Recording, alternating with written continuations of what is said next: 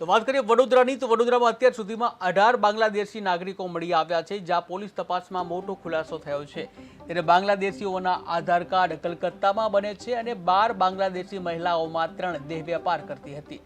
એક પણ બાંગ્લાદેશી પાસેથી 1500 થી વધુ રોકડ ન મળી, જ્યાં કેટલાક 2 વર્ષથી તો કેટલાક 12 વર્ષથી વડોદરામાં રહે છે। ત્યારે પોલીસથી બચવા સતત શહેર બદલતા રહે છે। પહલગામમાં જે આતંકવાદી હુમલો થયો હતો, આ આતંકવાદી હુમલા બાદ ઠેર ઠેર ચેકિંગ કરવામાં આવી રહ્યું છે પોલીસ દ્વારા, અને આ ચેકિંગમાં બાંગ્લાદેશીઓને પકડી પાડવામાં આવી રહ્યા છે।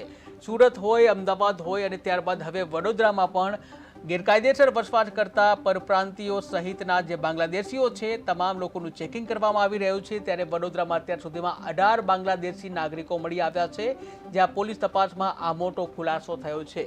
બાંગ્લાદેશીઓના આધાર કાર્ડ કલકત્તામાં બને છે અને 12 બાંગ્લાદેશી મહિલાઓ જે દેહ વેપાર કરતી હતી, 3 મહિલાઓ, 12 પૈકી 3 મહિલાઓ દેહ વેપાર સાથે સંકળાયેલી હતી।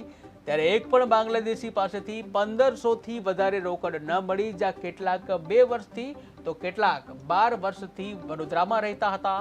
પોલીસથી બચવા સતત શહેર બદલતા રહે છે।